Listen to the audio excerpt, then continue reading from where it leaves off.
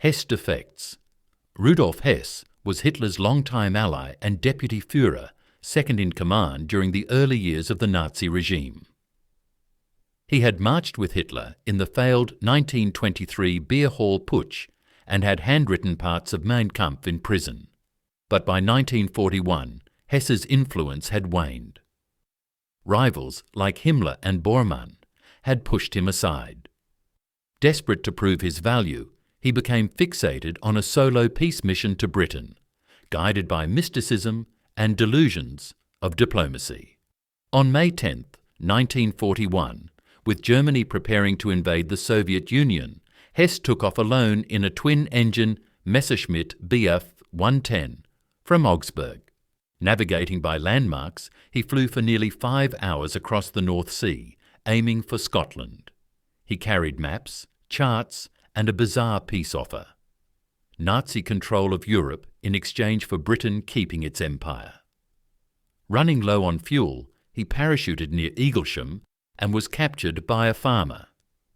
He requested a meeting with the Duke of Hamilton, believing him to be key to brokering peace. The Duke denied knowing Hess and passed the message to Churchill. Britain dismissed Hess's proposal immediately.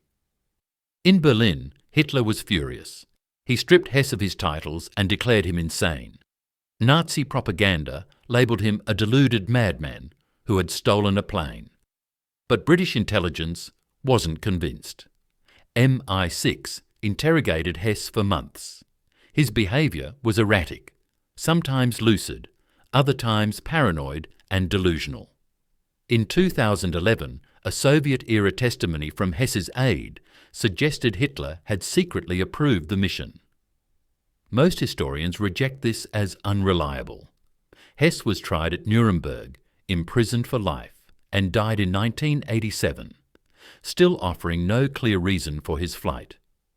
To this day, no one knows if Hess was mad, loyal, or both. Normandie Fire. The SS Normandie was once the pride of France. Launched in 1935, she was the world's largest and fastest ocean liner. Her Art Deco interiors, including a dining hall longer than the Hall of Mirrors at Versailles, made her a floating palace. But when World War II began, she became stranded in New York. After France fell in 1940, she was left under watch in a neutral port. Following Pearl Harbor, the US government seized the Normandie on December 12, 1941, under the doctrine of Angary, renaming her USS Lafayette. The Navy's plan: convert her into a massive troopship capable of carrying 10,000 soldiers.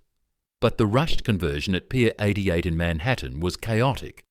Crews tore out luxury fittings. Critical systems were disabled, including her advanced fire suppression network. Worse, the ship's fire hydrants used French fittings incompatible with New York fire hoses. Adapters hadn't been installed yet. On February 9, 1942, sparks from a welder's torch ignited a pile of kapok-filled life vests, highly flammable and stored too close. The fire spread rapidly. The onboard system was offline. Firefighters arrived, but their hoses didn't fit. Water had to be pumped from fireboats. Though the fire was eventually controlled, 6,000 tons of water had flooded the upper decks. That night, the top-heavy ship capsized. Only one life was lost, but the ship was a total loss. Official investigations blame negligence, but an underworld theory soon emerged: the mafia had set the fire. Mob boss Anthony Anastasio allegedly orchestrated it to force the US Navy into a deal, Operation Underworld. In exchange for protecting the docks, the government cut a secret pact with Lucky Luciano. The fire's cause remains officially accidental, but the timing and the outcome still raise questions. If you're enjoying this dive into World War II's strangest untold moments, just wait. Ahead, we'll look at a German submarine that vanished without a trace, a missing American music icon whose plane was never found, and a Nazi weather station in the Arctic that collapsed because of a dead polar bear. These aren't side stories. These are the cracks in history where the truth slipped through. If that kind of storytelling keeps you curious, make sure to like the video, share it with someone who'd appreciate the detail, and subscribe to Crisis Logs. We uncover the mysteries the textbooks left behind. U-47 disappearance. In the early years of the Battle of the Atlantic, U-47 was Germany's most feared submarine, and its commander, Günther Prien, was a national hero. In October 1939, Prien infiltrated the heavily defended Scapa Flow naval base and sank the British battleship HMS Royal Oak, killing over 800 sailors. He escaped undetected. Hitler awarded him the Knight's Cross. U-47's conning tower soon bore a bull emblem symbolising its deadly reputation. Over the next year, Prien and U-47 became legends, sinking over 30 Allied ships.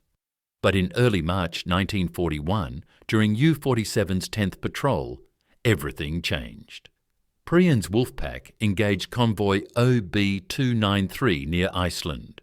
British destroyers HMS Wolverine and HMS Verity launched a 5-hour depth charge attack, eventually witnessing a massive underwater explosion and an oil slick. They believed they had sunk U-47. Germany listed the sub as missing, but delayed public confirmation. Only after British propaganda asked, "Where is Prien?" did the Nazis announce his presumed death. The official story held for decades, until post-war analysis raised doubts. Naval records revealed that another U-boat, UA, had been in the same area and sustained damage during the attack, but survived. Its logs matched the British timeline. That meant Wolverine may have attacked UA, not U-47. Alternative theories emerged. Some suggest U-47 may have been sunk by other escorts, like HMS Camellia or HMS Arbutus, who also reported unconfirmed attacks. Others blame a mechanical failure, but one theory is especially haunting, that U-47 was hit by its own torpedo. Faulty magnetic detonators and guidance systems were common in 1941, and multiple German U-boats were lost to self-inflicted hits. No wreck has ever been found. Without physical evidence, the fate of U-47 and Günther Prien remains one of the Atlantic's most enduring mysteries. Miller vanishes. By 1944, Glenn Miller was more than a bandleader. He was the sound of American morale. His orchestra defined an era, producing wartime hits like In the Mood and Moonlight Serenade. At the height of his fame, earning millions, Miller chose service over celebrity. Too old for the draft, he volunteered and was commissioned as a major in the U.S. Army Air Forces. He formed the Army Air Forces Orchestra and brought swing music to soldiers across the globe. After D-Day, Miller's band relocated to England, performing for Allied troops and broadcasting morale-boosting concerts. A Christmas performance in Paris was scheduled for December 1944. On the 15th, Miller's official flight was cancelled due to thick fog and freezing weather. Determined to reach Paris, he arranged an informal flight aboard a UC-64 Norseman with pilot John Morgan and Lieutenant Colonel Norman Bassel. They departed from RAF Twinwood Farm around 2 p.m. and vanished over the English Channel. The military delayed announcing the disappearance, partly because the flight was unofficial. On December the 24th, Miller was declared missing. The initial investigation concluded the likely cause was engine failure due to carburetor icing, a known issue with the Norseman. Disorientation from low visibility may have caused the plane to crash into the sea. However, in the 1980s, RAF veteran Fred Shaw claimed he saw a small plane below his bomber formation during a jettison bomb drop, implying a tragic case of friendly fire. Records don't confirm Miller's flight path intersected the drop zone, and visibility that day was poor. Other rumours surfaced over the years: heart attack in Paris, secret missions, but no evidence supported them. With no wreckage ever found, Glenn Miller's disappearance remains one of World War II's most haunting unsolved losses. Phantom bomb. Throughout the war, the Allies feared one nightmare above all: a Nazi atomic bomb. Germany had pioneered nuclear fission in 1938, prompting the US to launch the Manhattan Project in 1942. But captured documents and post-war interrogations revealed Germany's nuclear effort, led by physicist Werner Heisenberg, was fragmented and misdirected. The so-called Uranium Club focused on building a reactor, not a bomb.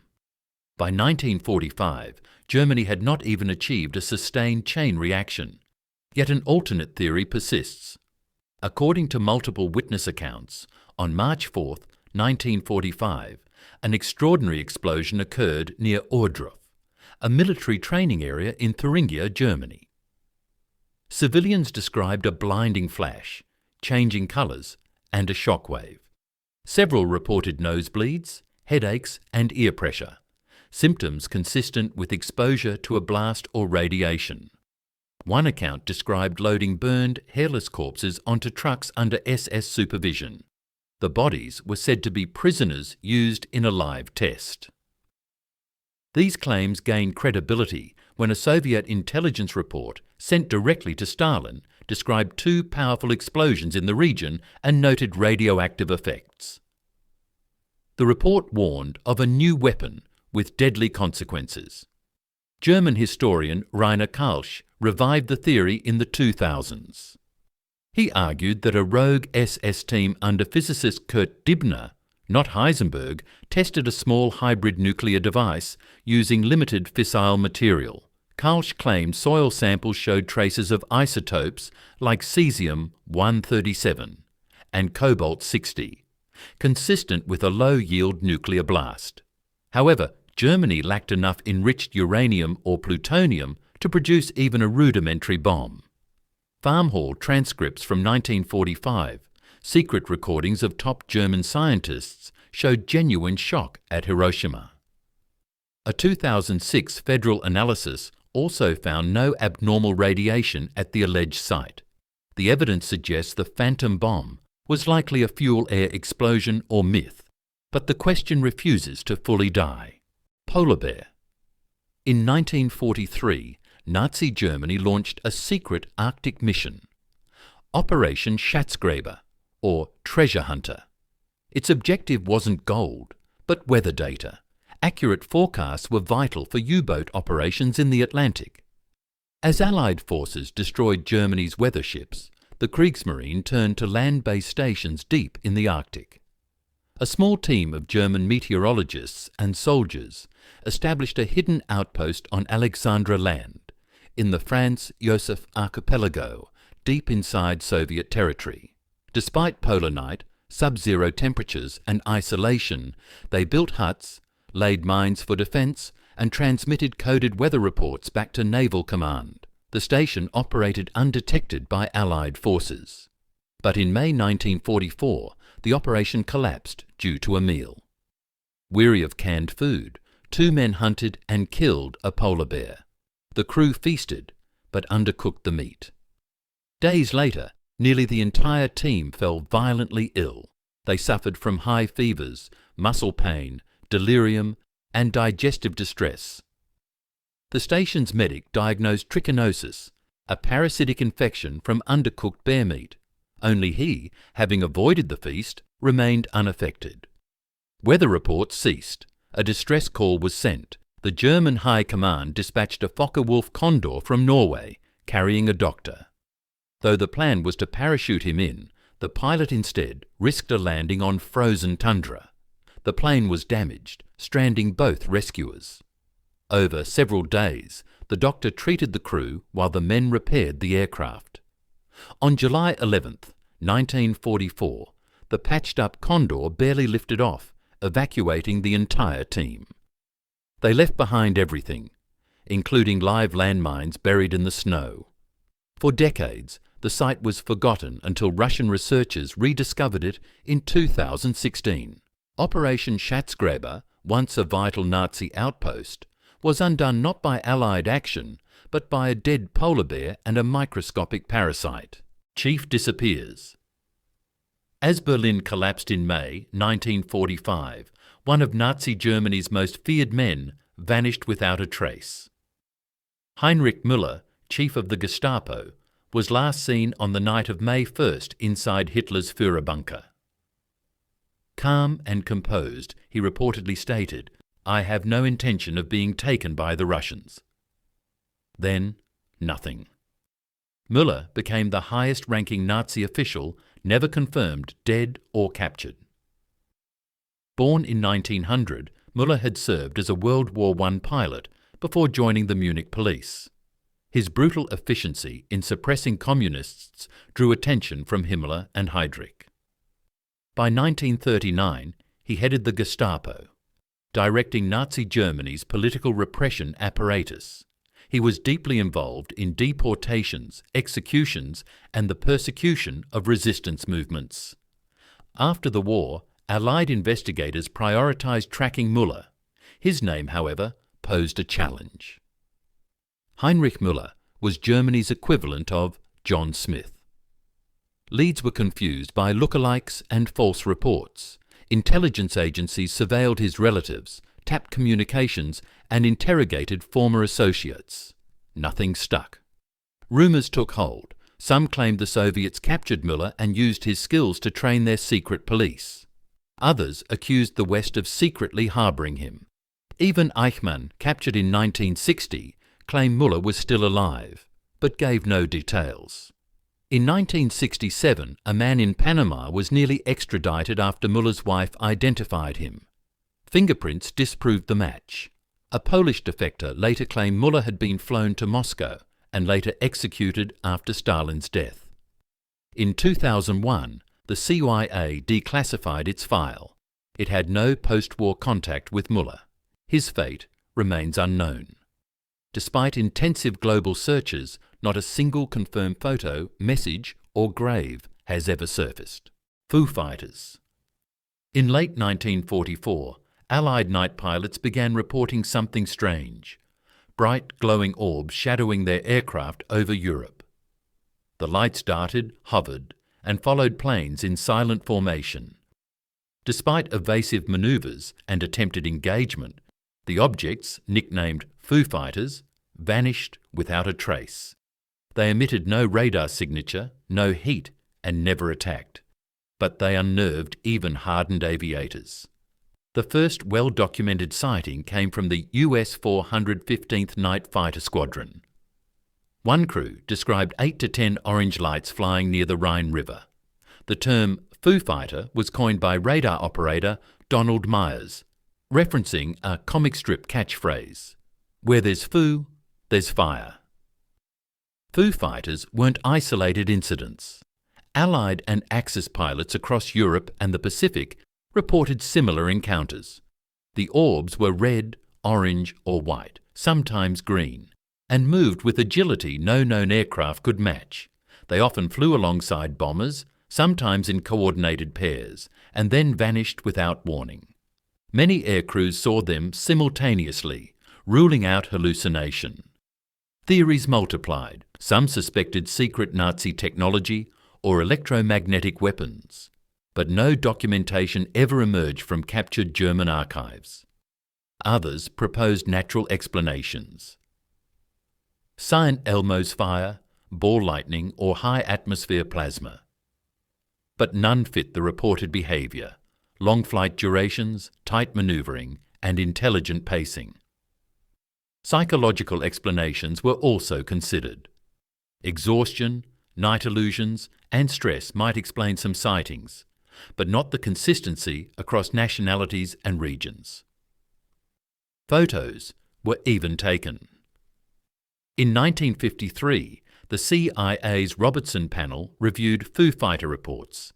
No conclusions were drawn. Today, some researchers believe Foo Fighters may be early sightings of unidentified aerial phenomena, what modern science now calls UAPs. Whatever their origin, Foo Fighters remain one of World War II's most enduring and unexplained aerial mysteries.